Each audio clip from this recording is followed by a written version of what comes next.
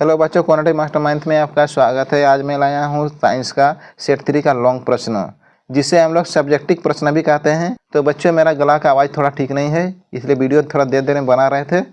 30 प्रश्न टिक मारने का रहेगा। उसके आगे का प्रश्न को हम लोग कैसे सॉल्व करते हैं थोड़ा देख लेते हैं। क्वेश्चन नंबर 31, अवतल दर्पण में बनने वाले प्रतिबिंब का एक स्वच्छ किरण आरेख खींचिए जब वस्तु ध्रुव और फोकस के बीच स्थित हो, है ना। ध्रुव और फोकस के बीच स्थित हो। अवतल दर्पण का परावर्तक सतह अंदर की ओर धंसा हुआ रहता है। अवतल दर्पण में इसको हम लोग कहते हैं ध्रुव कहते हैं, इसको कहते हैं हम लोग ध्रुव। इसको हम पी द्वारा दर्शाते हैं। इसके आगे में होता है फोकस, फोकस के दुगना होता है सी। सी को हम लोग कहते हैं वक्रता कहते हैं, और एफ को हम लोग फोकस कहते हैं। तो वस्तु रखा हुआ है एफ और पी के बीच में। तो सबसे पहले वस्तु तो पार होगा, टच होने के बाद इस तरह मुड़ेगा, है ना। उसके बाद इट हो जाएगा इधर, दोनों रेखा को इस तरह दोनों का मिलन हो जाएगा। फिर इट पार होके सी में क्रॉस करेगा। तो बीम का प्रतिबिंब कहाँ पर बन रहा है? तो बीम का प्रतिबिंब बड़ा बन रहा है, बड़ा बनता है और अनंत पर बनता है।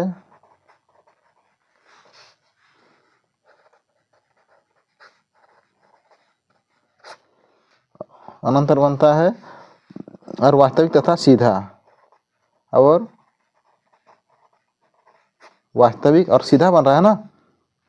वस्तु जैसा है वैसे सेम सेम बन रहा है, दोनों सीधा बन रहा है, वास्तविक तथा सीधा बनता है।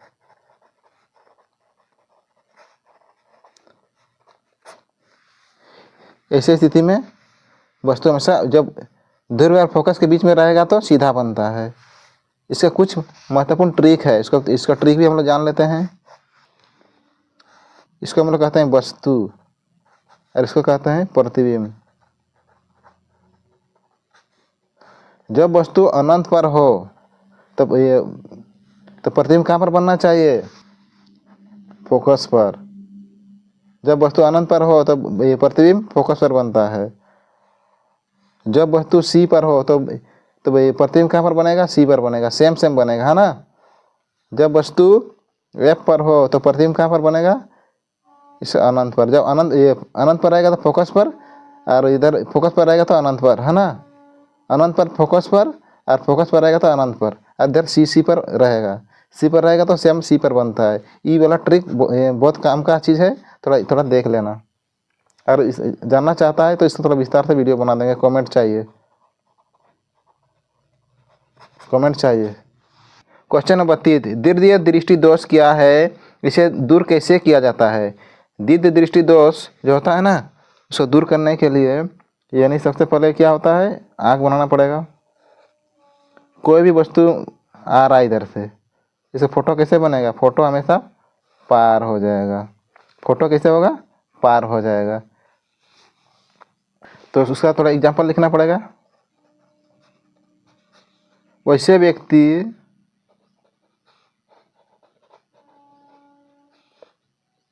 जो दूर की वस्तु को स्पष्ट देख पाता है और निकट की वस्तु स्पष्ट नहीं देख पाता है, उसे दीर्घ दृष्टि दोष कहते हैं। दीर्घ दृष्टि दोष कहते हैं। इसका प्रमुख कारण क्या होता है? इसका कारण होता है नेत्र लेंस की फोकस दूरी अधिक होना।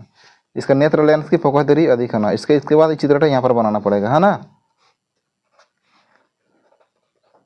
नेत्र लेंस की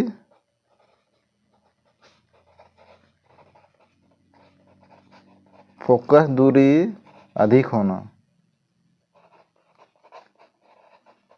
अधिक होना।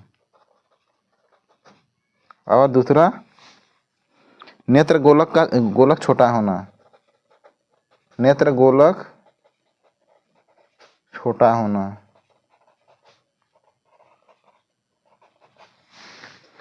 किस तरह का होता है, चलिए हम लोग थोड़ा देख लेते हैं। माना कि ये एक तो आँख है,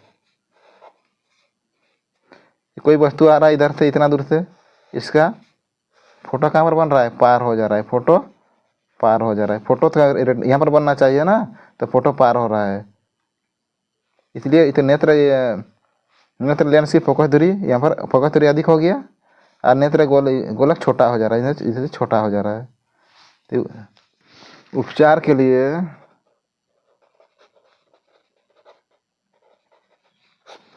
लिए डॉक्टर क्या करता है, हम लोग को उत्तल लेंस का सलाह देता है, उत्तल लेंस की सलाह देता है। कैसे होता है थोड़ा हम लोग जान लेते हैं। उसमें हम लोग अगर उत्तल लेंस लगाएंगे तो उत्तल लेंस में कोई वस्तु क्या होता है ना, थोड़ा दूर से आ रहा है ना, थोड़ा छोटा करता है, छोटा करने का काम करता है उत्तल, तो छोटा काम करता है उत्तल, है ना। वस्तु इतना दूर से आ रहा है, छोटा काम करता है उत्तल, इसीलिए उसका उत्तल लेंस का प्रयोग करते हैं, लेंस का प्रयोग करते हैं।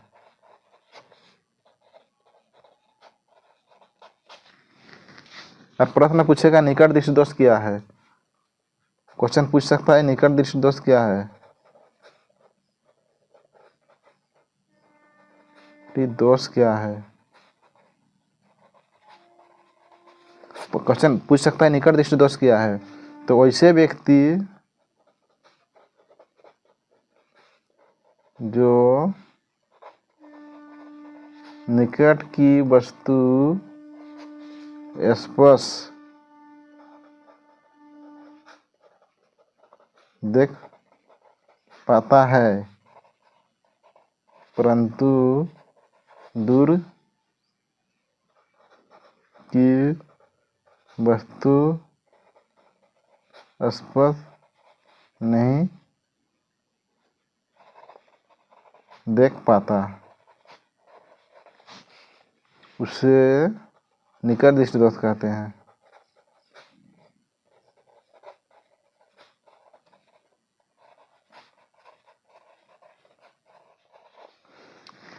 वैसे व्यक्ति जो निकट की वस्तु को स्पष्ट देख सकता है परंतु दूर की वस्तु को स्पष्ट नहीं देख सकता है, उसे निकट दृष्टि दोष कहते हैं। माना कि कोई हम लोग का आँख है, दूर से कोई वस्तु आ रहा है, उसका फोटो यहाँ पर अंदर में बन रहा है, पहुँच रहा है नहीं पहुँच रहा है, तो कारण क्या होता है, कारण अभिनेत्र लेंस की वक्रता, लेंस की वक्रता अधिक होना, और दूसरा नेत्र गोलक बड़ा होना, नेत्र गोलक बड़ा हो रहा है ना, तो नेत्र गोलक बड़ा होना, नेत्र गोलक बड़ा होना। उपचार के लिए डॉक्टर ने हमें क्या सलाह देता है,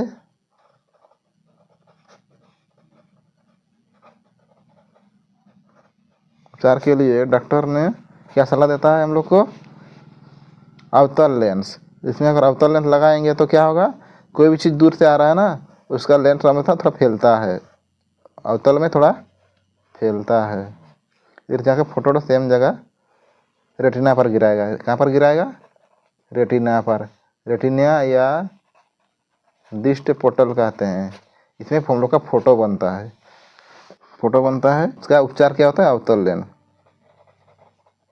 अवतल लेंस इसका उपचार है। अगला प्रश्न पूछता है जरा दृष्टि दोष, जरा दूरदृष्टि दोष।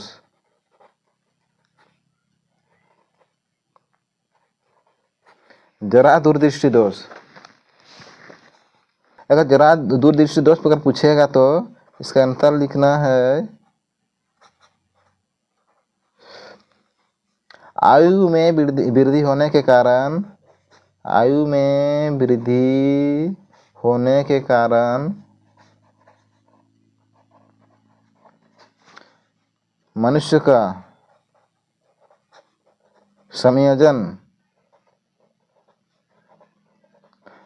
क्षमता घट जाता है। इसका इसलिए जरा दृष्टि दोष होता है। जरा दूरदृष्टि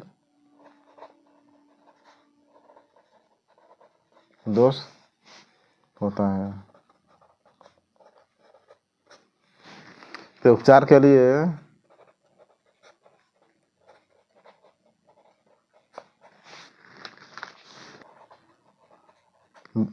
के लिए बायोफोकस लेंस का प्रयोग करते हैं।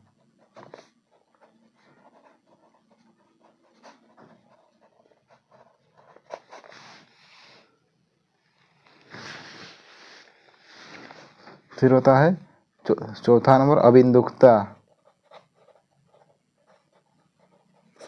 अबिंदुकता इसका उपचार के लिए बेलनाकार लेंस।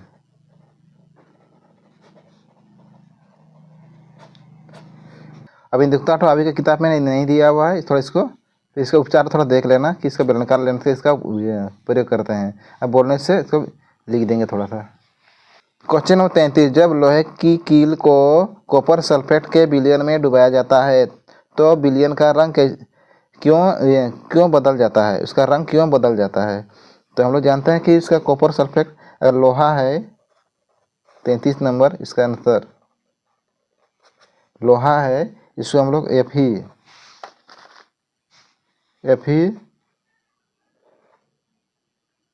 FeCuSO4 कॉपर सल्फेट है ना, FeCuSO4 के साथ अगर ये रिएक्शन कराएंगे तो इसको हम लोग जानते हैं कि फॉर्मूला क्या होता है, ABC होता है ना।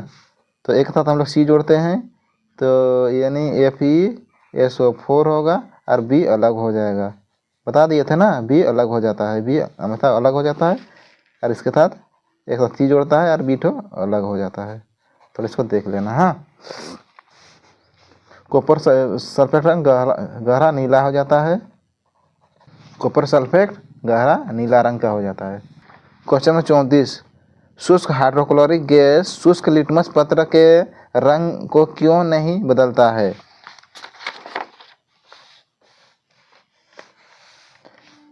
क्योंकि शुष्क जो होता है ना, H प्लस आयन नहीं देता है, इसका इसलिए वो हमेशा चेंज नहीं होता है। इसका आंसर होगा इसलिए लिटमस पत्र में नहीं बदलता है। क्वेश्चन नंबर 35, हमारे आमाशय में अम्ल की भूमिका क्या होता है? जो हमारा आमाशय होता है ना, आमाशय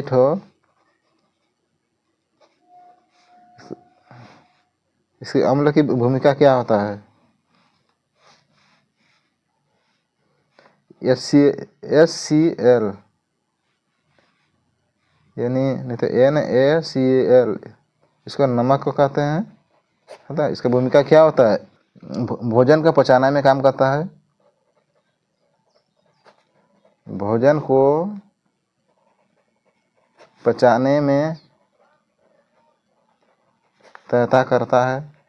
तो बच्चों, नमक का इस्तेमाल क्यों करते हैं हम लोग? नमक का इस्तेमाल इसलिए करते हैं कि भोजन को जल्दी से पचने में हम लोग का काम में आता है, इसलिए हम लोग नमक का इस्तेमाल करते हैं। उसमें कौन सा रस निकलता है? जठर रस निकलता है।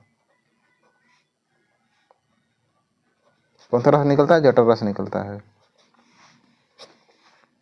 क्वेश्चन नंबर 35 का है, क्वेश्चन नंबर 37, डीएनए की प्रतिकृति बनाना जनन के लिए आवश्यक क्यों है? जो डीएनए होता है हम लोग का ना, डीएनए का फुल फॉर्म होता है डीऑक्सी रिबोस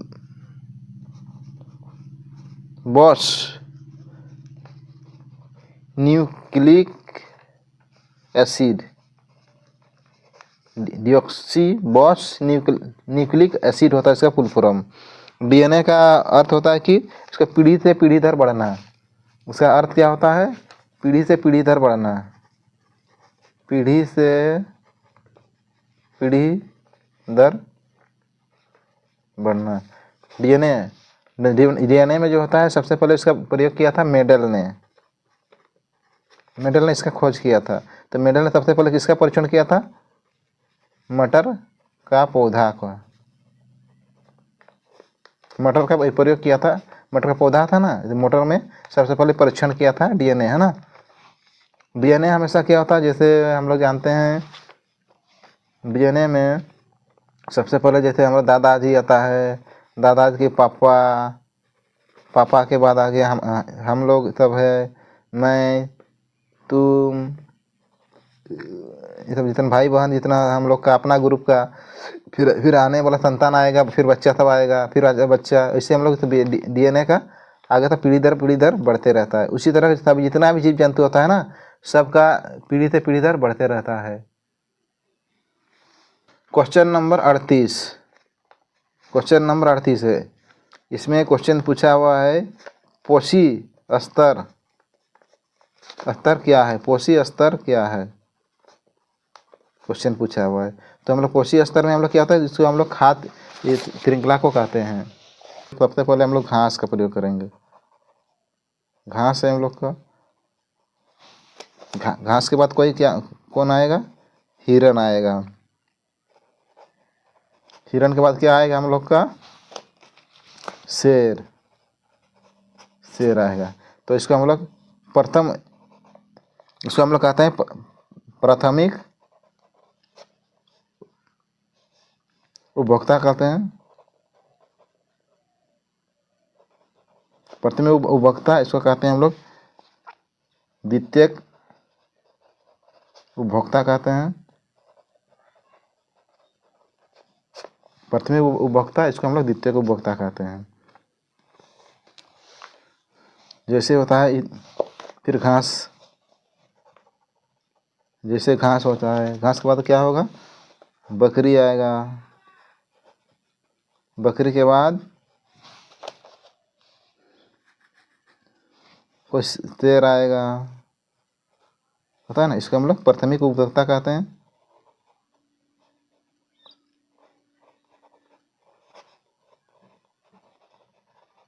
इसको हम लोग कहते हैं द्वितीयक उपभोक्ता।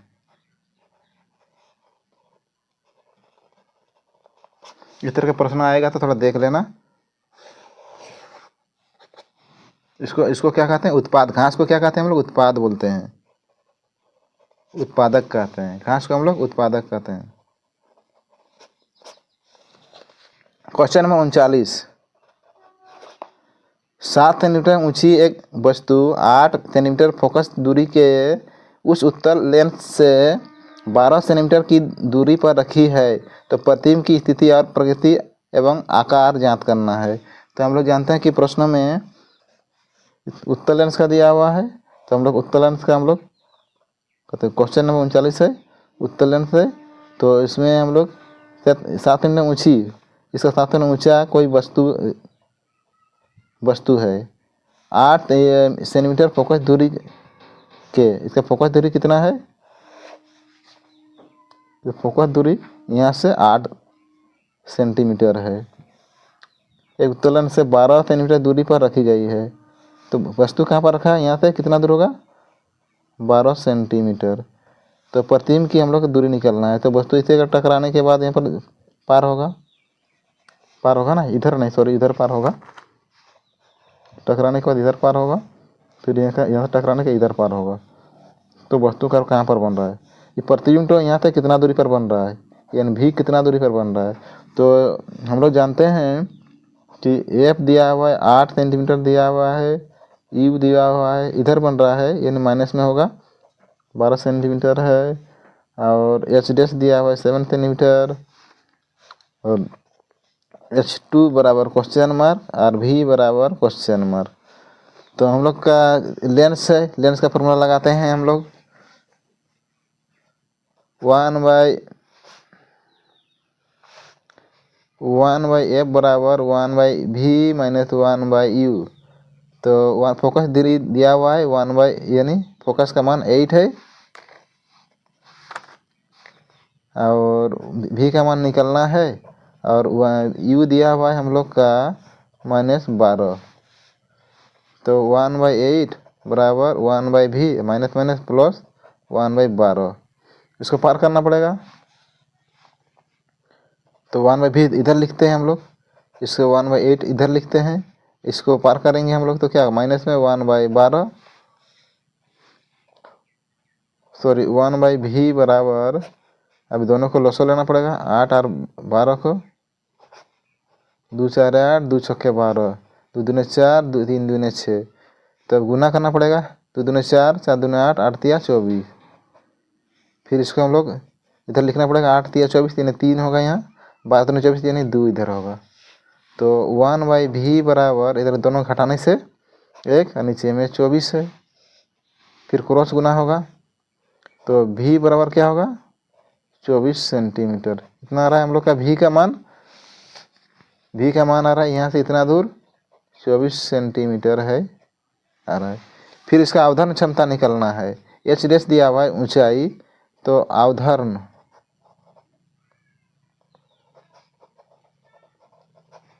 क्षमता यानी m निकलना है।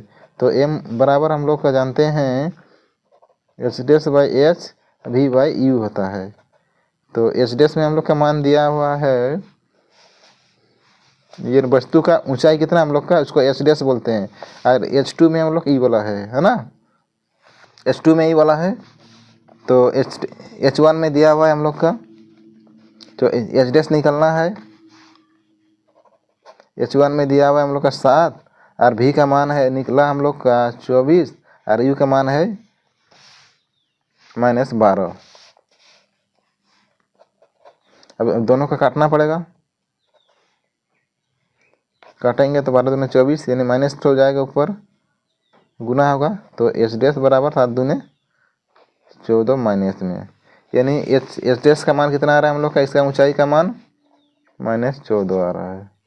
तो हम लोग का आंसर ये निकल गया है, v बराबर 24 सेंटीमीटर और h डैश बराबर -14 सेंटीमीटर। ये रहा इसका सही आंसर। तो बच्चों आराम से बढ़िया से बनाना, एक ही पेज में बनाना, तो बढ़िया से आराम से तगड़ा से बनाना। 6 प्रश्न बनाना है, 3-3 नंबर का मार्क मिलेगा, इसमें आराम से 3 नंबर रहेगा। क्वेश्चन पूछा हुआ 40 नंबर में, प्रकाश का अपवर्तनांक क्या होता है। हम लोग प्रकाश परावर्तन और अपवर्तन के चैप्टर पढ़ लिए हैं, उसी में आराम से विस्तार से बनाए हैं। यहाँ पर थोड़ा बना देते हैं। इसका आंसर होगा, सबसे पहले एक फिगर बना लेते हैं। इसमें पानी भरा हुआ है, क्या भरा हुआ है पानी, कोई किरण इधर से आ रहा है, फिर यहाँ से पार होगा तो यहाँ थोड़ा सा टेढ़ा होता है। पानी में हमेशा छड़ गाड़ने से थोड़ा टेढ़ा दिखाई देता है, इसको हम लोग क्या कहते हैं अभिलंब बोलते हैं।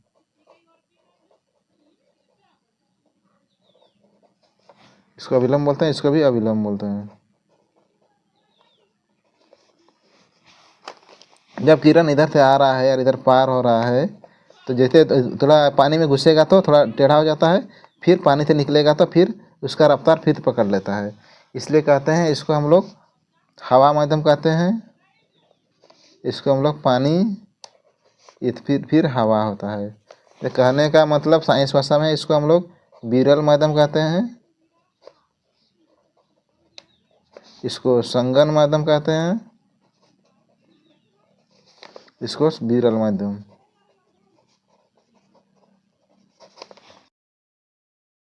तो प्रश्न में पूछा गया है कि प्रकाश का परावर्तन क्या है। तो हम लोग जानते हैं कि कोई भी, तो उसका लिखना है प्रकाश सीधी रेखा पर गमन करती है। अब प्रकाश और आकार किसी भी वस्तु पर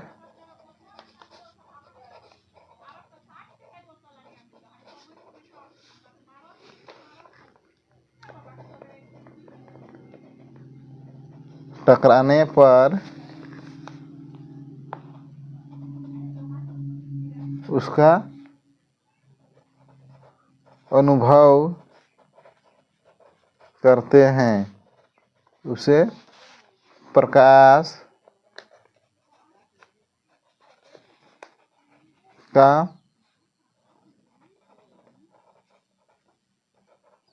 अपवर्तन कहते हैं। उसे प्रकाश का, थोड़ा अच्छा से ठीक लिख लेना, तो प्रकाश का अपवर्तन कहते हैं, है ना।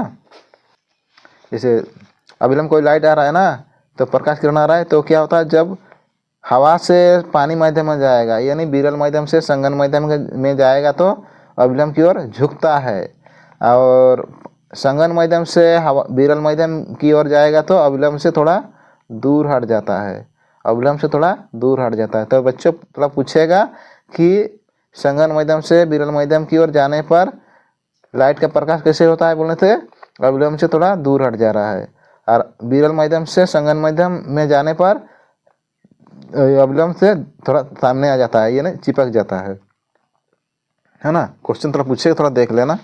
फिर प्रकाश अपवर्तन से कुछ कुछ नियम होता है, जैसे सिक्का उठाव हुआ प्रतीत होता है।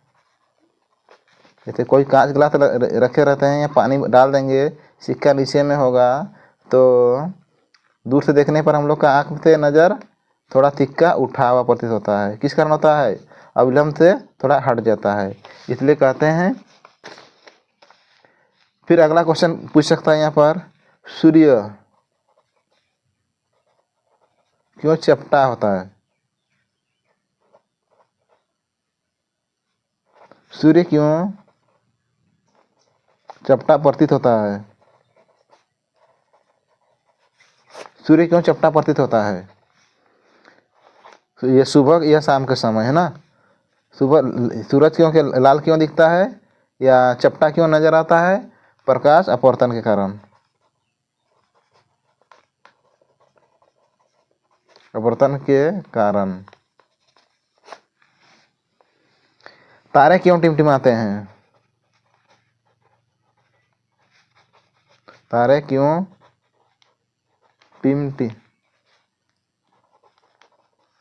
टिमटिमाते हैं? ये भी होगा प्रकाश के अपवर्तन के कारण, प्रकाश के अपवर्तन के कारण। 41 में पूछा गया है क्वेश्चन, सूर्योदय के समय सूर्य अस्तंभ क्यों प्रतीत होता है? सूर्योदय हो रहा है इधर से हम लोग का, कि सुबह या शाम के समय में सूर्य अस्तंभ प्रतीत क्यों होता है, मतलब चपटा नजर क्यों आता है?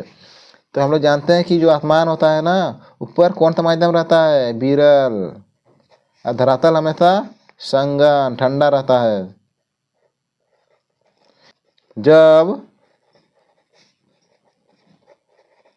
संघन माध्यम से विरल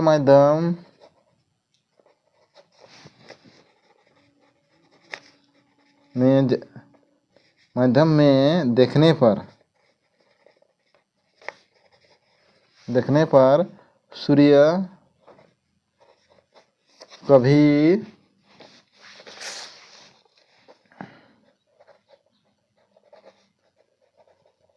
अस्थायी परिस्थिति नजर नहीं आता है। इसलिए सूर्य चपटा नजर आता है।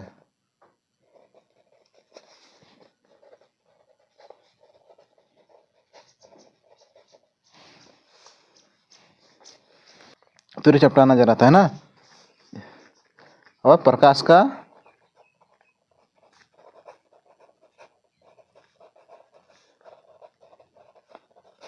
अपवर्तन के कारण।